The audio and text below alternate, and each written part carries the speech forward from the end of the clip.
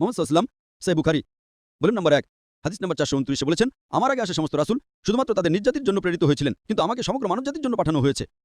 এখন যেহেতু নবী মুহাম্মদ সাল্লাল্লাহু আলাইহি ওয়াসাল্লাম সর্বশেষ আর চূড়ান্ত রাসূল, যেমনটা সূরা আহজাব 33 নম্বর অধ্যায় 40 নম্বর আয়াতে উল্লেখ আছে, মা কানা মুহাম্মাদুন আবা আদম মির রিজালিকুম ওয়ালাকিন রাসূলুল্লাহ ওয়া খাতামিন নবিয়্যিন ওয়া কানা আল্লাহু বিকুল্লি শাইইন আলিমা। যে মুহাম্মদ তোমাদের কোনো পুরুষের পিতা নন, বরং তিনি আল্লাহর রাসূল, তিনি নবীগণের মোহর। আল্লাহ সর্বজ্ঞানী, পরিপূর্ণ জ্ঞানের অধিকারী। এখন যেহেতু নবী মুহাম্মদ সাল্লাল্লাহু আলাইহি সাল্লাম সর্বশেষ আর চূড়ান্ত রাসূল, তিনি শুধুমাত্র মুসলিম বা আরবদের জন্য প্রেরিত হননি। আল্লাহ কোরআনে সূরা আম্বিয়া 21 নম্বর অধ্যায় 107 নম্বর আয়াতে বলেছেন, ওয়া মা আরসালনাকা ইল্লা রাহমাতাল লিল আলামিন। যে আমরা তোমাকে সৃষ্টি জগতের জন্য রহমত বা করুণা ছাড়া আর কিছু হিসেবে পাঠাইনি, সমস্ত মানুষের জন্য রহমত হিসেবে, সমস্ত জগৎগুলোর জন্য রহমত হিসেবে। আল্লাহ তার বার্তা পুনরাবৃত্তি করেন সূরা ফাতির অধ্যায় নম্বর 35 আয়াত নম্বর 28। ওয়া মা আরসালনাকা ইল্লা কাফাতাল লিন-নাস বাশীরা ওয়া নাযীরা ওয়ালাকিন্না আকসারাল লা ইয়ালামুন। যে আমরা তোমাকে সুসংবাদদাতা এবং পাপের বিরুদ্ধে সতর্ককারী হিসেবে সার্বজনীন রাসূল হিসেবে ছাড়া আর কিছু হিসেবে পাঠাইনি, কিন্তু তবু অধিকাংশ মানুষ তা জানে না। এখন যেহেতু কোরআন সর্বশেষ আর চূড়ান্ত ওহী, এটা শুধুমাত্র মুসলিম বা আরবদের জন্য পাঠানো হয়নি, এটা সমগ্র মানবজাতির জন্য পাঠানো হয়েছে। এটা উল্লেখ আছে সূরা ইব্রাহিম 14 নম্বর অধ্যায় 1 নম্বর আয়াতে, সূরা ইব্রাহিম 14 নম্বর অধ্যায় 52 নম্বর আয়াতে, সূরা বাকারা 2 নম্বর অধ্যায় 185 নম্বর আয়াতে এবং সূরা জুমার 39 নম্বর অধ্যায় 41 নম্বর আয়াতে, যে কোরআন সমগ্র মানবজাতির জন্য প্রেরিত।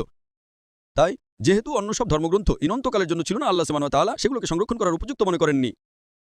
ঠিক, যদি বার্তাটি বৈধ না থাকতো তাহলে সেটাকে সংরক্ষণ করার প্রয়োজন কি? তাই যখন মানুষ বার্তাকে পরিবর্তন করে ফেলেছিল, আল্লাহ নতুন বার্তা আর নতুন রাসূল পাঠিয়েছিলেন। কিন্তু যেহেতু কোরআন সর্বশেষ আর চূড়ান্ত বার্তা সমগ্র মানবজাতির জন্য, আল্লাহ সুবহানাহু ওয়া তাআলা সূরা হিজরাতে 15 নম্বর অধ্যায় 9 নম্বর আয়াতে বলেছেন, আমরা কোরআন নাজিল করেছি এবং আমরা এটাকে বিকৃত থেকে রক্ষা করব। তো এটা আপনার প্রশ্নের উত্তর যে আল্লাহ কেন সংরক্ষণ করেননি। আমরা নাম ধরে 4টি ওহীর কথা জানি, 3টি কোরআনের আগে এসেছিল, কিন্তু আরও অনেক ছিল। কিন্তু যেহেতু সেগুলো সময়বদ্ধ ছিল আর বার্তাটি অনন্তকালের জন্য ছিল না, আল্লাহ তাকে সংরক্ষণ করা উপযুক্ত মনে করেননি।